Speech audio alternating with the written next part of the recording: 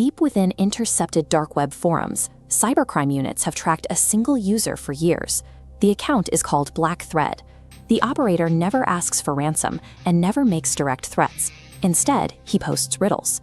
Every time one of these puzzles is solved too late, a real-world crime takes place within days. The pattern held steady until today. Suddenly, a block of 5 brand-new riddles drops on the forum. At the bottom of the screen is a single, hard deadline. Solve all 5 before midnight, or someone disappears forever.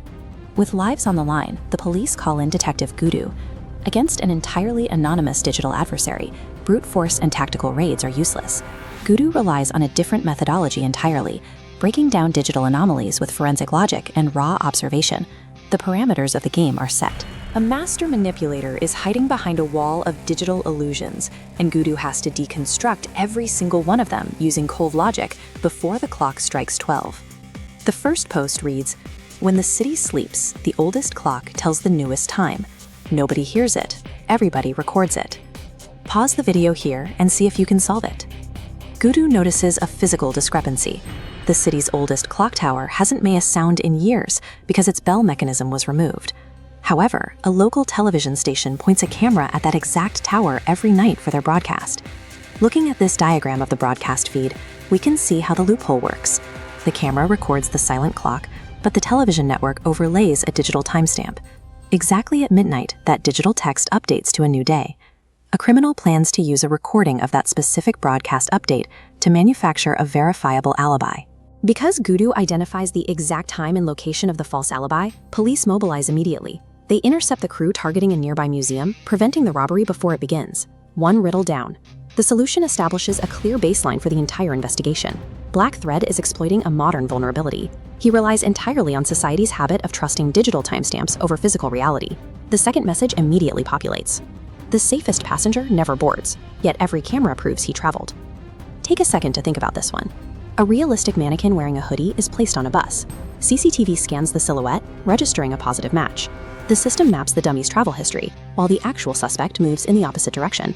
Police triangulate the starting point, preventing a planned kidnapping. There is no time to celebrate. The third riddle drops instantly. My shadow reaches the meeting before I do. Guddu searches for shadows in local delivery logs, specifically high-priority packages sent to residential drop points from non-existent companies. He identifies a recurring delivery schedule where a courier is dispatched to an address just 3 blocks from the museum hit.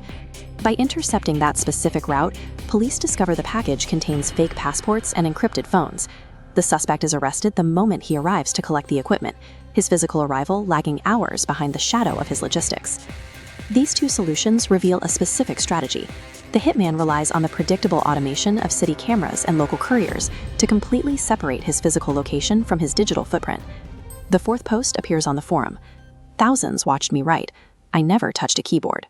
Guddu analyzes the social media account and realizes the typing speed is perfectly consistent, a clear sign of an API script. He traces the script's outbound packets to a specific Wi-Fi terminal in a private club downtown. The server wasn't just a distraction. Its physical connection confirms the criminal's location. Police raid the club and catch him mid-meeting. The clock hits 11:45 p.m. Only 15 minutes remain before the deadline, and the 5th riddle appears. The victim already received my final message, yet nobody has opened it. Find the message, find the victim. Guddu stops searching emails and phones. He pivots to cloud architecture, looking for data packets that are currently in transit but not yet delivered. This progress bar shows a dead man switch. The victim's phone was programmed to upload a file automatically if they didn't enter a code by midnight. Because the file is massive, the upload is still running, which is why the message remains unopened. Guddu immediately force downloads the remaining partial video packets. The footage captures the kidnapper's face in a mirror and includes a GPS metadata tag from the phone's last active ping. Those coordinates lead police directly to an abandoned warehouse, where they rescue the hostage alive with seconds to spare. The 5 riddles are solved. Guddu survives the time limit by looking past immediate user interfaces and understanding the beta architecture of delayed automation. Back at headquarters, the cybercrime unit cheers. Suddenly, BLACKTHREAD's account logs back in. For the first time, the IP address doesn't bounce through fake servers. The trace works instantly, pinging a precise location on the map. Guddu stops the strike team from moving. The trace is too perfect. It leads them to a vacant office space containing 0 suspects, only a laptop running remote software and a printed note taunting the police about chasing locations instead of motives. Guddu ignores the text entirely. He looks at the edge of the physical paper itself. Hidden on the corner is a tiny, bright blue fingerprint. That specific color profile belongs to bank cash counting dye. It is a highly regulated substance, strictly limited to a small handful of secure cash processing facilities in the region. This confirms Guddu's core philosophy.